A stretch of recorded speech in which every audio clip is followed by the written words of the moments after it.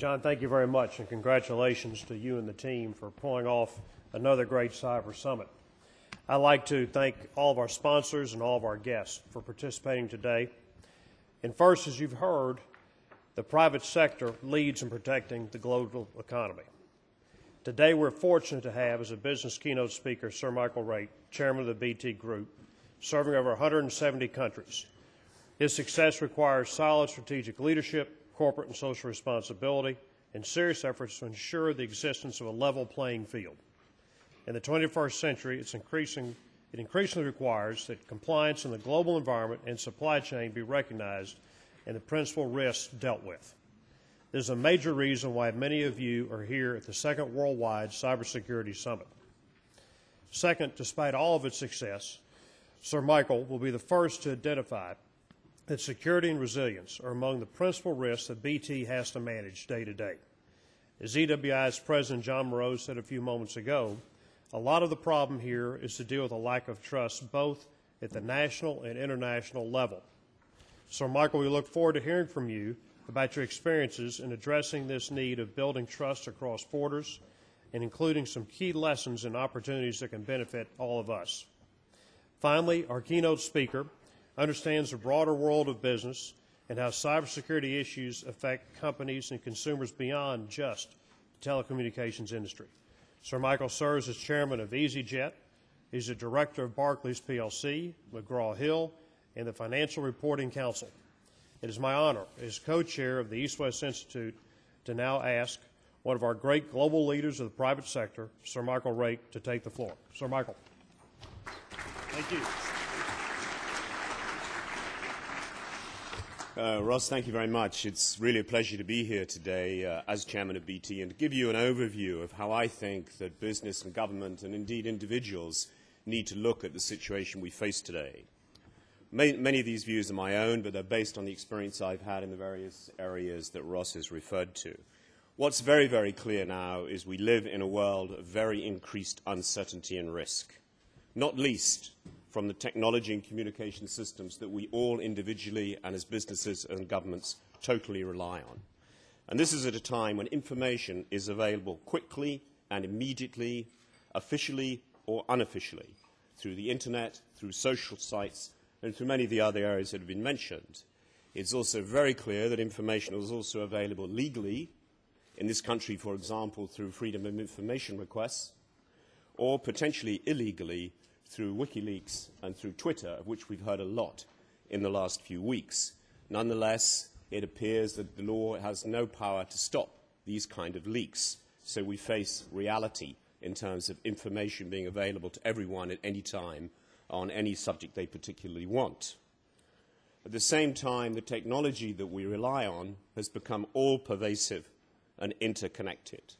Everything we do, whether it's around, this was mentioned, energy supply, medical supplies, hospitals, air transport, navigation, safety, education, defense, i.e. everything that we do in our lives, whether we engage with government or whatever we do, depends on the interdependence and relationship of technology and communication systems. This is against a background where we have never been more global in terms of outsourcing of supply chains, hardware, software, and many other interrelated and complex issues where many, many businesses and governments have to face up and looking at the cost issue versus the risk issue versus the resilience issue. And these are complicated equations. This combination of circumstances clearly leaves the world exposed to states, to organizations, and to individuals with an opportunity to access and use these systems for their own purposes. This could be around organized crime on a global level.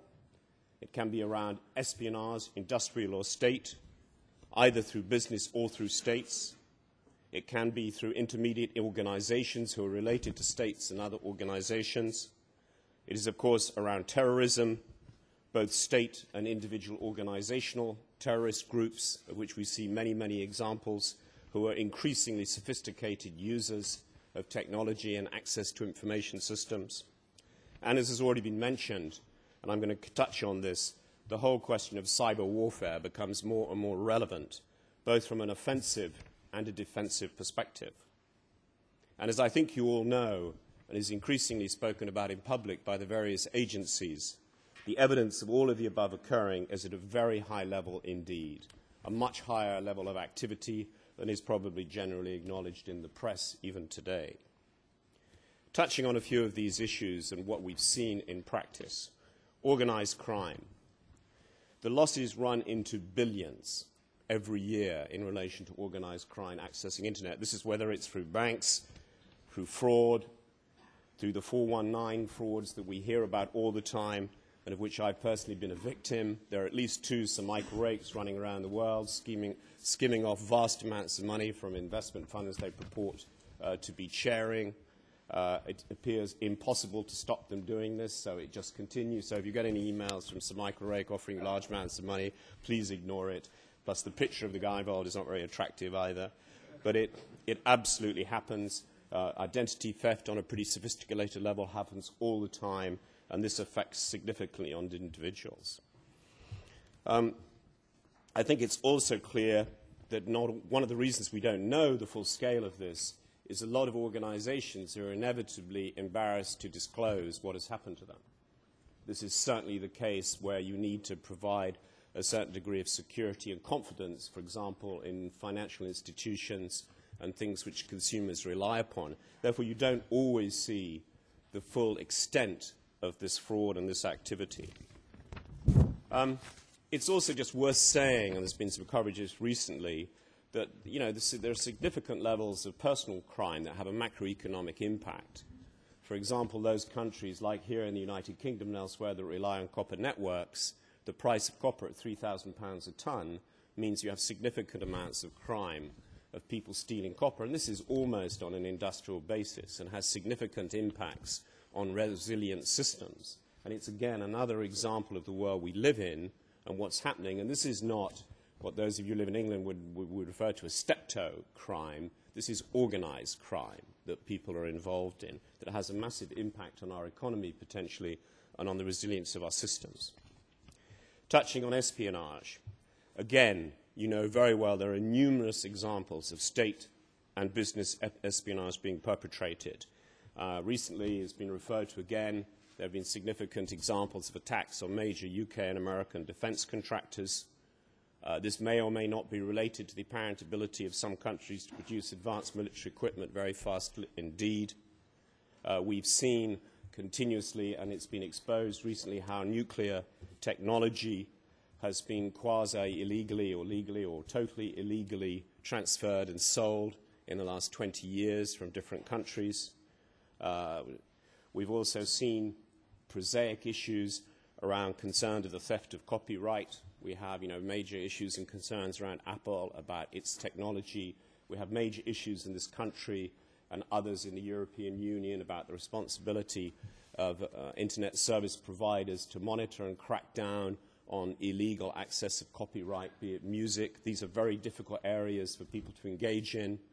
Certainly, we at BT and some of our colleagues in this country absolutely accept that there are some areas where we have to be absolutely closed down sites, be they around child pornography, be they around terrorism. But there are more difficult areas about whether ISPs can really be involved in closing down a 17-year-old who downloads a musical song from the Beatles, whether or not we have to close down their whole network.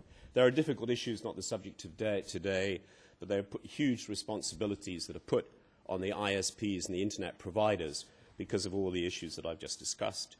We've also seen the role of individuals in competition. One famous example would be the Formula One dispute last year between Ferrari and McLaren, where large amounts of data were alleged to have been stolen and massive fines were levied in relation to that by individuals moving from one organization to another. Terrorism is something that is particularly relevant and of concern to us in the United Kingdom as we come up to the 2012 Olympics. And what's clear is whilst there are enormous examples of success, and this is an area where the various security agencies who are trying to counteract terrorism, to some extent we often hear about failures where something goes wrong. What we often don't hear about, or as much as it occurs, is the successes in counteracting terrorist attacks through the use of sophisticated intercept and other technology in order to avoid citizens being exposed to major attacks by terrorism in various different ways. And there are many, many ways this can be done, through access to water supplies, through dirty weapons, through localized bombs, through the more primitive area of suicide bombings. But there are many other areas much more sophisticated that require continuous assessment and continuous ability to monitor and to counteract the attacks that are planned on an almost continuous basis. And you'll know very well, as has been much publicized recently, that the level of sophistication becomes, by the terrorist organizations, becomes greater and greater. And we see this in relation to al-Awlaki in the Yemen, who clearly has some sophisticated knowledge and access to quite sophisticated approach to technology, to IT and communications. Lastly, coming to cyber warfare, I don't think personally it's an exaggeration to say now that with the dependence that we have on systems, that basically you can bring a state to its knees without any military action whatsoever. A small state could be absolutely brought to its knees because everything could be closed down. Its life systems, its energy systems, its medical systems. So the ability to have a serious impact on a state is there, be it in a total sense, if you had total cyber warfare, or be it in a partial sense. And clearly, this means that we are getting into a sort of a cyber technology race from a warfare point of view, from both a defensive and an offensive point of view. And ultimately, of course, without some of this approach, this technology, can be used in a much more secure and effective way to deal with threats. It's rumored, and you've seen in the press, I have no idea whether it's true or not, that the proposed capabilities in Iran over nuclear reactors was severely diminished by a worm being sent into the system. If this is true, it's certainly a lot less risky, both politically, militarily, and otherwise, and probably much more secure than any kind of military attack. And I think we're going to see that increasingly happen. So moving to what all of this means, I think, for business, we at BT, as been mentioned, a big part of our activity globally is managing networks for global companies and for governments. And of course, in doing this, we have to provide resilient, secure networks that are not susceptible to attack. And we have to do this in a global supply chain, a global environment, global software availability. And this is a complex area to be involved in. At the same time, I think that for government and for industry, it's critical that they have a higher level of awareness. One of the things that we've discussed much in this country, and I think it applies elsewhere, is that board-level awareness of cyberspace and cybersecurity may not be as high as it should be. You'll know, some of you, that the new government here and the Prime Minister started at number 10 a seminar, a high-level summit on how on earth we deal with cyberspace and cybersecurity for the country and for the businesses within this country. And there is a real issue about improving awareness. I think there's a real issue, and we've seen it certainly in this country and elsewhere, where perhaps we need to be more open about discussing the threats and the issues, and this has certainly happened. And the Director General of GCHQ has made a number of public speeches around the issues and the incidents around cybersecurity. And I think that's much to be encouraged. I think there's a lot of work to be done here that's already been mentioned around trying to move towards minimum standards. This is important if we're going to be able to protect the users of systems from attack. I think it's an area that requires huge and vast investment because of the leapfrogging of the technologies that occurs almost every day. I think it's an area where we do absolutely need to see, as has been mentioned, government and business cooperation in these areas, as is occurring right now in this country at a very detailed level. And I think also we do need, as has been mentioned, that it is critical to try to move towards some sort of cybersecurity non-proliferation treaties. This is going to be very, very difficult indeed to achieve, but I think it is critical that we need to start thinking about these areas because they're not as visible, they are much more hidden, they're much more sophisticated, and often for the man in the street, they're much more difficult to understand. So I do very much support that concept. but a bit like nuclear non-proliferation treaties, it's going to be easier to say it than to do it. So on that basis, I really welcome this initiative. Glad that this is occurring here in London, and thank you very much for giving me the opportunity to speak. Thank you very much.